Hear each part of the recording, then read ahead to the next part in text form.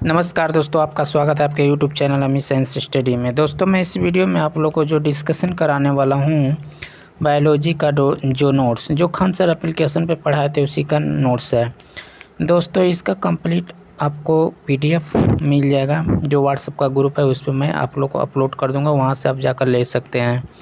WhatsApp group link आपको video के description box में मिल जाएगा, आप वहाँ से जुड़ जाइए। वहाँ पे मैं पीडीएफ आप लोग को अपलोड कर दूंगा, वहाँ से आप डाउनलोड कर लीजिएगा। तो देखिएगा दोस्तों, मैं 2 पार्ट करा चुका हूँ, आप उसका प्लेलिस्ट बना दिया हूँ, वहाँ से आप दोनों वीडियो जाकर देख सकते हैं। तीसरा भाग है तो देखिएगा ऊतक टिश्यू।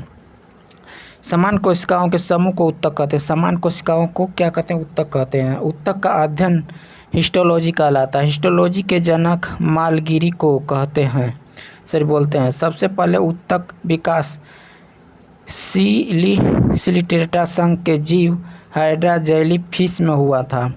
ऊतक 4 प्रकार के होते हैं। ऊतक कौन कौन प्रकार के होते हैं फ्रेंड्स? 4 प्रकार के होते हैं। संयोजित ऊतक, तंत्रिका ऊतक, पेशीय ऊतक और उपकला एडिपोज। ठीक है, आगे देख लेते हैं।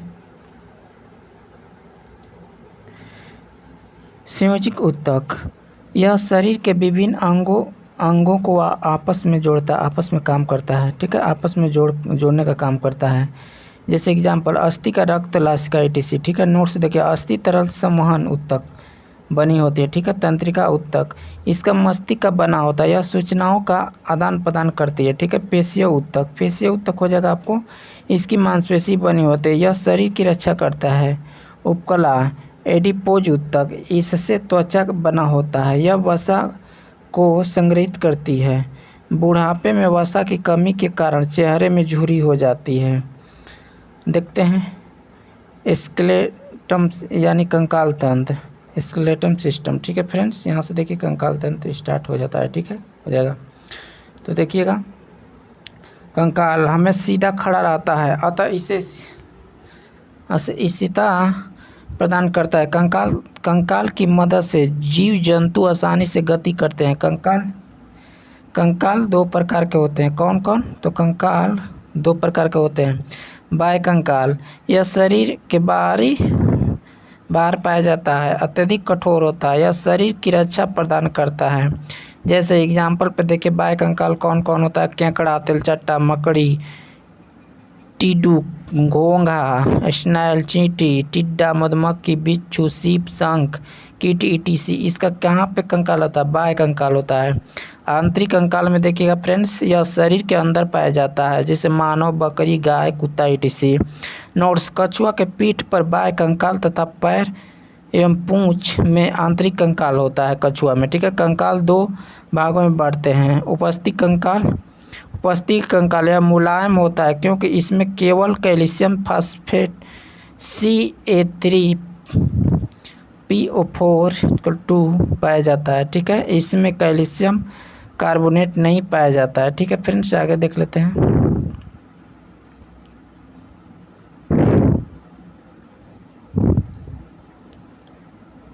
देखिएगा नाक, कान तथा सभी हड्डियों के सिरे पर कार्टिलेज पाया जाता है। ठीक है, अस्थि बोन यह कठोर होता है क्योंकि इसमें कैल्शियम फास्फेट तथा कैल्शियम कार्बोनेट दोनों होता है। अस्थि में कैल्शियम 60% कैल्शियम फास्फेट पाया जाता है। हड्डी में जो आपको लगभग कैल्शियम कितना परसेंट पाया जाता है? तो 60% पाया जाता है। अस्थि में ओसिन प्रोटीन पाया जाता है। अस्थि में जो कौन सा प्रोटीन पाया जाता है? तो ओसिन प्रोटीन पाया जाता है। जबकि कार्टिलेज में कार्ड्रीन प्रोटीन पाया जाता है। अस्थि में अधिकतम घनत्व 30 वर्ष की आयु में आता है। जन्म लेने वाले शिशु में लगभग 300 अस्थियां, बाल्यावस्था में 208 अस्थियां होता है। जो जन्म लेता है उसमें कितना हड्डी होता है फ्रेंड्स? तो आपको 300 होता है। और जो बाल्यावस्था हो जाता है उसमें कितना हड्डी होता है? 208। और वयस्क अवस्था में जो होता है 206 हड्डी होता है। अस्थि प्लस अस्थि मिलाकर क्या होता है? तो लिगामेंट बनता है। मांस प्लस अस्थि मिलाकर क्या होता है? टेंडम होता है। ठीक है, मांस प्लस मांस मिलकर सिल्कोर होता है। ठीक है, सिल्कोर। ठीक, कंकाल तंत्र दो भागों में बांटा गया है, उपांगी कंकाल, अक्षीय कंकाल। आगे देख लेते हैं कंकाल तंत्र। देखिएगा स्केलेटल सिस्टम। कंकाल शरीर के आंतरिक अंगों की रक्षा करता है तथा जंतुओं को चलने फिरने में सहायक करता है। बाह्य कंकाल, आंतरिक कंकाल। बाह्य कंकाल यह शरीर के बाहरी होता है और रक्षा प्रदान करता है, जैसे केकड़ा, तेलचट्टा। ठीक है फ्रेंड्स, तो बता दें ठीक है, रिमार्क जैसे कछुआ हो जाएगा। ठीक है, आगे देख लेते हैं आंतरिक कंकाल। यह शरीर के अंदर मांसपेशी के नीचे होता है, जैसे कुत्ता, बिल्ली, मानव, सांप। ठीक है, कंकाल के तंत्र उपस्थिति में मिलकर बना होता है, उपस्थिति में यह मुलायम होता है। ठीक है फ्रेंड्स, इसको बता दिए हैं। ठीक है, यहाँ से देखते हैं अस्थि बोन अत्यधिक कठोर होता है। यह CA3 PO4 के साथ CaCO3 दोनों पाया जाता है। ठीक है, अस्थि में रक्त नालिका और तंत्रिका तंत्र पाए जाते हैं। अस्थि में 50% जल और 50% कार्बन पदार्थ पाए जाते हैं। ठीक है, आगे देख लेते हैं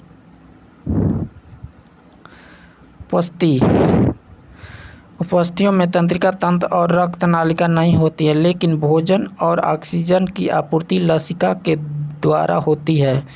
मानव शरीर में उपस्थियों के पिन्ना नाक की हड्डी में श्वसन नालिका के बीच में एक हड्डी में संधि स्थल पर पाए जाते हैं।